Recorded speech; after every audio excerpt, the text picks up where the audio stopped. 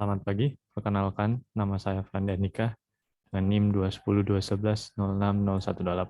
Pada kesempatan kali ini saya akan membahas soal ujian akhir semester Matematika Diskrit. Kita langsung saja masuk ke soalnya. Di sini kita di nomor 4 kita mempunyai soal matriks di mana kita disuruh untuk membuat diagram dan relasinya dari matriks R ini. Yang perlu kita ketahui pertama yaitu apa itu diagram. Diagram itu adalah seperti ini. Adalah cara pemetaan matriks. Dan kita harus menambahkan seperti tanda panah untuk mengetahui di mana letak matriksnya. Dan ini, tanda panah ini tergantung dari letak nilai pada matriksnya. Ini hanya sebagai contoh saja bagaimana diagram itu dan relasi sendiri. Maaf, untuk relasi dia itu seperti ini. Dia menyatakan dalam bentuk ini. Kalau diagram tadi seperti ini. Sekarang langsung saja di bagian pertama ini kita membuat diagram dan relasinya.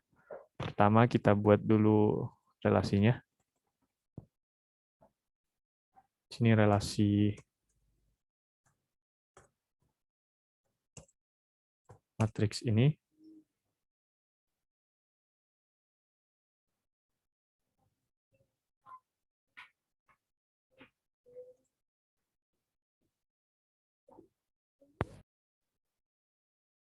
Oke, baik. Hal yang pertama kita harus lakukan adalah menaruh angka seperti ini pada matriks 1, 2, 3, 4 untuk melihat kolom dan barisnya 1, 2, 3, 4. Di sini kita punya angka di 1, 1. Berarti kita bisa menuliskan di sini 1,1. Lalu selanjutnya kita punya angka di 2,2. Berarti di sini adalah 2,2. Dan selanjutnya kita punya angka di 3,1 di sini. Kita hanya perlu menuliskan 3,1, koma lagi. Di sini kita ada juga di 3,2. 3,2. Lalu berikutnya di 3,3. Lalu di 4,2.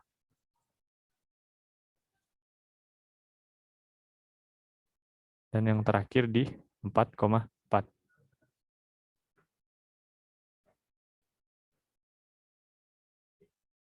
Ini untuk relasinya. Untuk diagramnya sendiri, pertama kita buat dulu template-nya. Karena di sini kita punya 4 kali 4, maka di sini juga 4.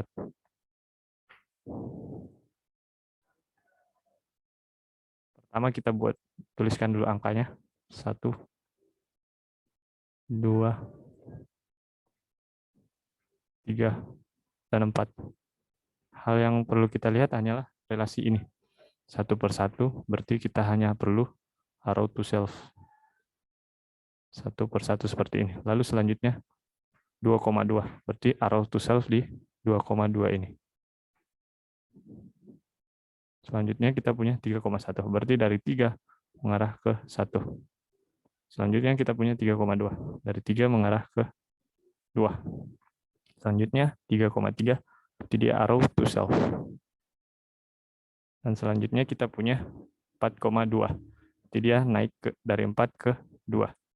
Dan yang terakhir arrow to self lagi 4,4. Ini untuk diagram ya. Kita tulis dulu.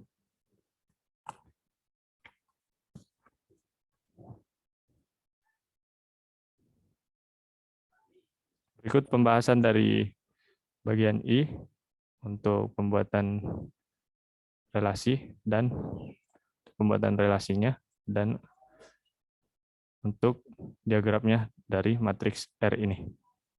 Selanjutnya kita akan membuat diagram dan matriks dari relasi untuk bagian kedua. Baik, untuk bagian kedua kita disuruh untuk membuat diagram dan matriksnya. Diagram kita hanya perlu membuat seperti tadi dulu ya. Pertama kita membuat template-nya dulu. Sini kita bikin 4.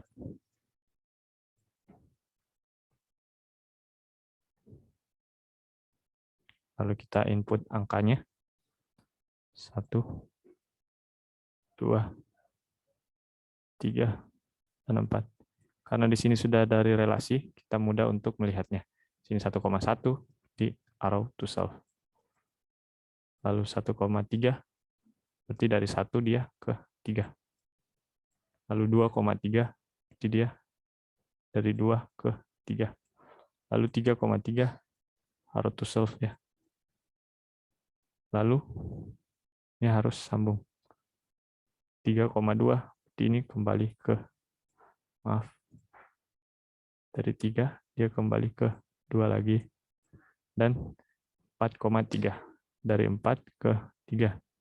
Ini untuk diagramnya, kita tuliskan di sini.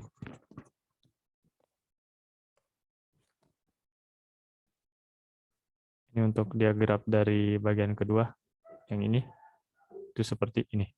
Lalu kita buat matriksnya. Untuk matriks sendiri kita hanya perlu 1,1, tuliskan pertama dahulu 1, 2, 3, 4 untuk ukuran matriksnya. 1, 2, 3, 4. Lalu kita lihat saja di sini 1,1, berarti di sini 1, 0, 0, 0. Maaf, di sini ada ya 1,3. Jadi di sini 1, di sini 0. Lalu di sini 2,0, 0, dia di 2,3, lalu 0. Lalu 0 lagi, 0 lagi, lalu 1, lalu 0. Sini 0, 0, 1, 1. Kita coba lihat kembali, sini 1,1, 1,3, 2,3, 3,3. Oh, ada yang 3,2 ya. Berarti di sini bukan 0. Sini adalah 1. 3,2. 2, dan 4. 4,3. Ini di sini 0 ya. Saya kurang teliti tadi.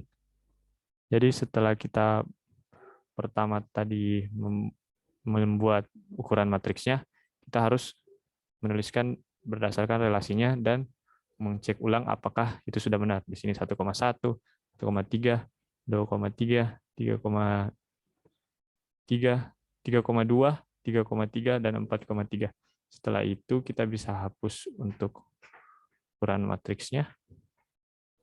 Sudah tidak diperlukan ya.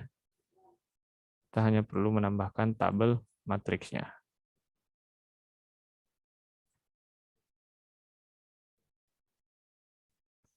Untuk itu, demikian untuk dari pembahasan untuk bagian 2, pembuatan diagram dan matriks dari relasi ini. Pertama tadi kita membuat diagram ini melalui relasi yang ini, dan kita membuat matriks yang ini melalui relasi yang ini. Di bagian 1 tadi kita sudah membahas ini, dan di bagian 2 kita membahas ini. Untuk itu, saya ucapkan mohon maaf sebesar-besarnya jika ada kesalahan dalam penyebutan kata ataupun penjelasan. Untuk itu saya ucapkan sekian dan terima kasih.